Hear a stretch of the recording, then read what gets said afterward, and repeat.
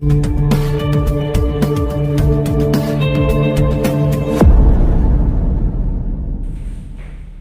ketemu lagi dengan saya di pelajaran kimia. Kita hari ini akan membahas mengenai materi laju reaksi. Laju reaksi adalah perbandingan antara konsentrasi reaksi maupun konsentrasi produk yang dibandingkan dengan satuan waktu. Ya. Jadi laju reaksi adalah perbandingan konsentrasi reaksi ataupun produk ya, dibandingkan dengan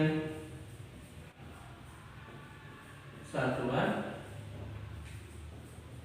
waktu, sehingga kita dapat simpulkan bahwa rumus laju reaksi adalah delta konsentrasi A per delta T akan sama dengan delta konsentrasi B per delta T, di mana konsentrasi A adalah konsentrasi reaksi dan konsentrasi B adalah konsentrasi produk. Nah, yang akan kita bahas dari materi laju reaksi ini adalah mengenai faktor yang mempengaruhi laju reaksi.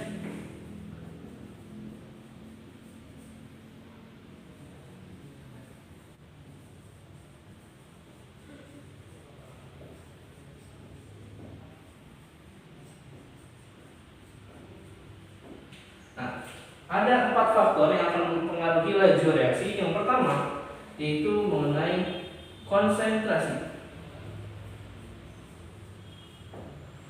Konsentrasi sendiri sudah kita bahas sebelumnya di kelas 10 ya. Konsentrasi adalah perbandingan antara zat terlarut dan zat pelarut. Ya, semakin banyak zat terlarut, maka konsentrasi akan semakin pekat.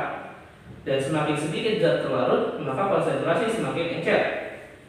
Dalam mempercepat laju reaksi, ini akan ada kaitannya dengan teori tumbukan. Maka kita akan bahas perhubungan antara konsentrasi dengan teori tumbukan.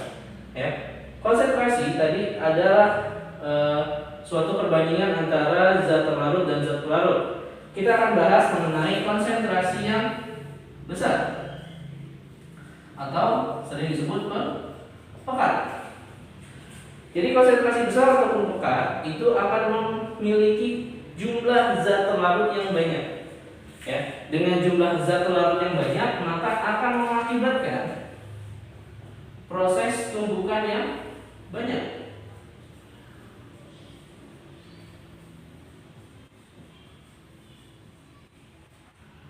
Ya, proses tumbukan akan bertambah, gitu ya.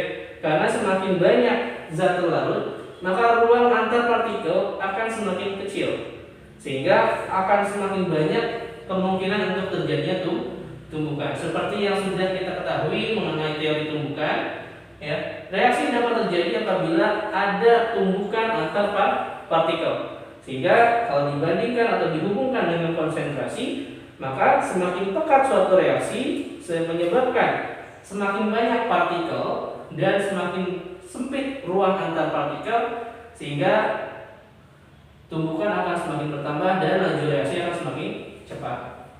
Faktor yang kedua yaitu adalah suhu. Ya. Suhu ini merupakan energi. Nah, ini juga sama akan ada kaitannya dengan teori tumbukan.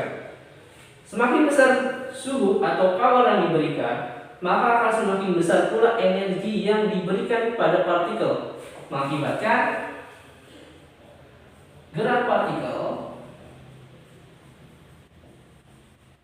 akan semakin cepat.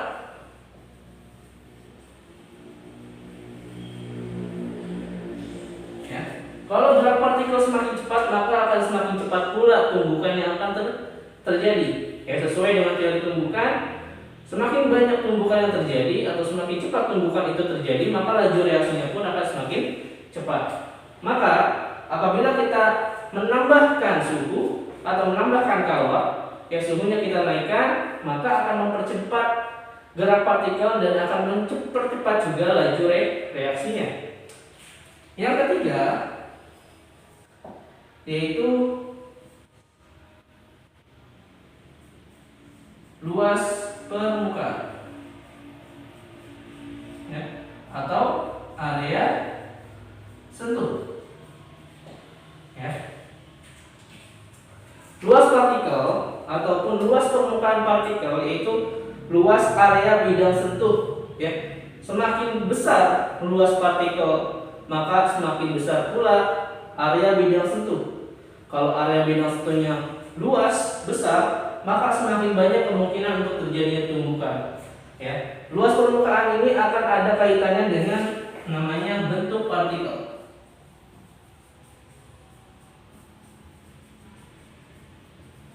Ya, semakin kecil bentuk partikel,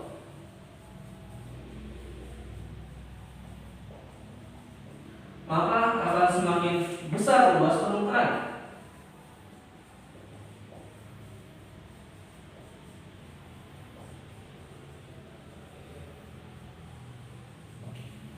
Dan semakin luas permukaan, area bidang sentuh akan semakin banyak dan proses laju reaksi pun akan semakin besar. Ini 3 faktor laju reaksi yang bisa kita kendalikan, ya, dengan cara menambahkan atau mengurangi konsentrasi larutan, menambahkan atau meninggikan suhu, dan juga membuat bentuk suatu partikel besar ataupun kecil. Berikutnya faktor yang keempat, itu kita bisa menambahkan dengan namanya katalisator. Katalisator adalah zat, ya, tambah, ya, zat tambah yang mempercepat laju reaksi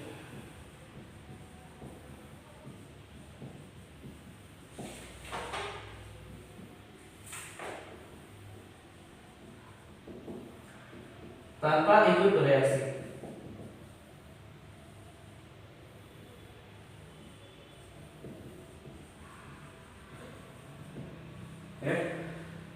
Katalisator ini bersifat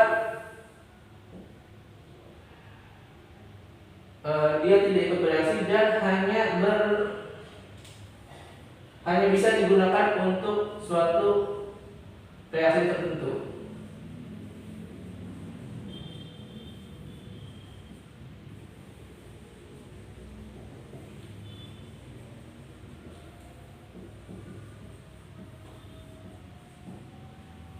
Sehingga tidak semua reaksi dapat digunakan dengan katalisator yang sama. Setiap reaksi memiliki katalisatornya tersendiri. Ya, jadi inilah 4 faktor yang mengalami laju reaksi, mulai dari konsentrasi, suhu, luas permukaan, dan penambahan katalisator. Pertemuan berikutnya akan kita bahas mengenai bagaimana cara menentukan laju reaksi dan order reaksi. Oke, sampai jumpa di pertemuan berikutnya. Wassalamualaikum